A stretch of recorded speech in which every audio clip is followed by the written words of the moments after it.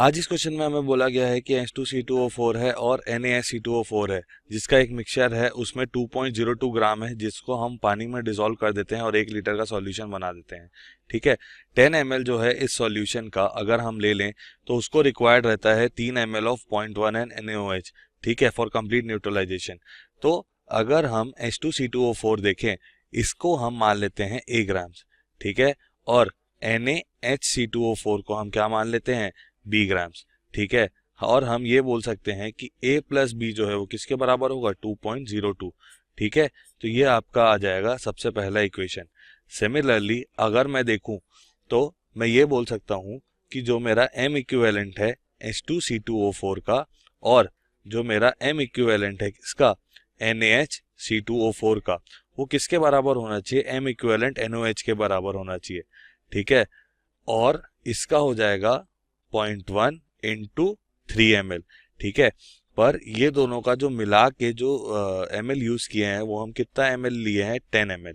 ठीक है, अगर हम इन दोनों का 1000 ml के लिए निकालना है, ठीक है, तो वो कितना हो जाएगा, 0.1 इंटू 3 इंटू 1000 डिवाइड बाई 10।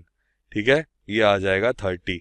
ठीक है, तो अगर मैं इन दोनों का M इक्विवेलेंट लिखना चाहूँ तो मैं क्या लिख दूंगा, A डिवाइड बाय इसका मॉलिक्यूलर वेट है 90 डिवाइड बाय इसका जो वैलेंसी फैक्टर आएगा वो आ जाएगा 2, क्योंकि इसमें 2 रिप्लेसेबल हाइड्रोजन एटम है।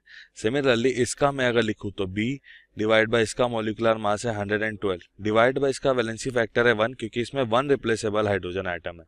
ठीक है, तो इसका अगर मैं फाइनल इक्वेशन लिखना चाहूँ तो मैं क्या लिख दूंगा, मैं लिख दूंगा 1000 A divide by 45 plus 1000 B divide by 112, ये किसके बराबर है, 30 के। ये हो जाएगा इक्वेशन 1।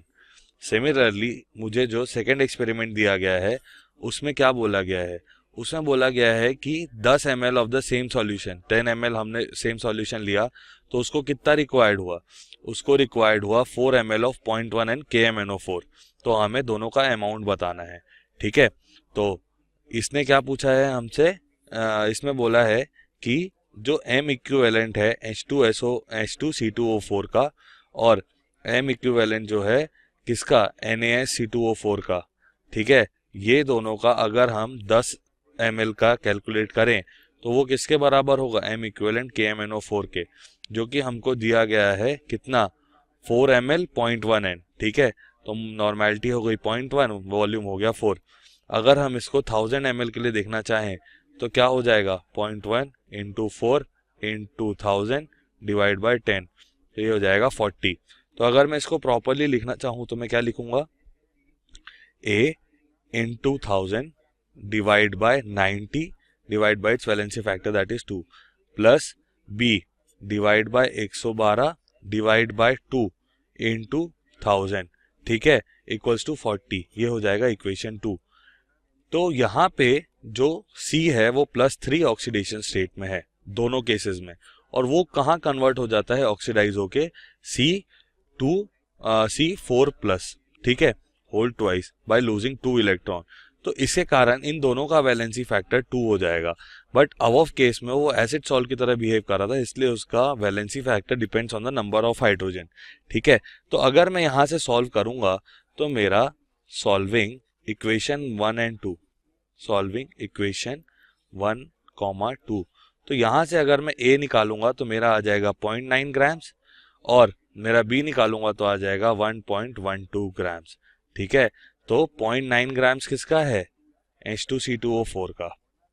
ठीक है, और 1.12 ग्राम किसका है, NaHC2O4 का। ठीक है, यही आपसे पूछा गया है। Thank you.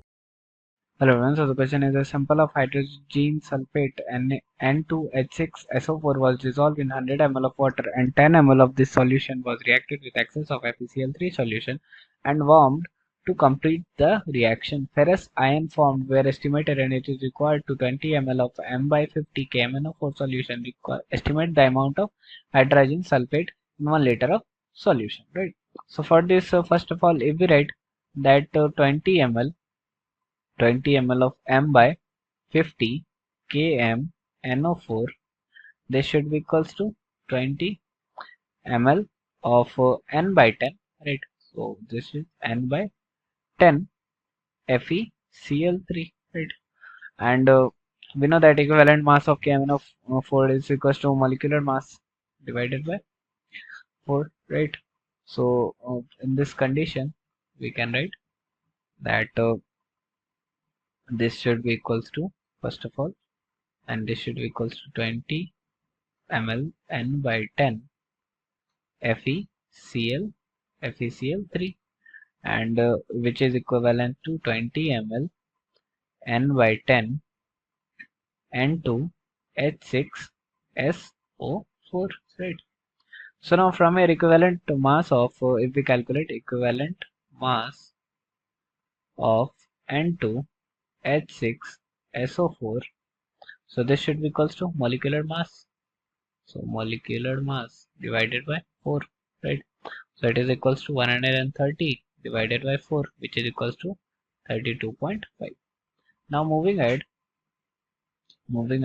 we have, since change in oxidation number from N2H4 to N2, right? So we have change in oxidation number per molecule. This is equals to 4, right? So that's why we have divided this by 4. So amount of hydrogen sulfate in 10 ml of solution. So we can write amount of hydrogen in 10 ml of solution. So this should be equals to 1 by 10 into 32.5 divided by 1000, right? And for we have 20 ml of that, so multiplied by 20.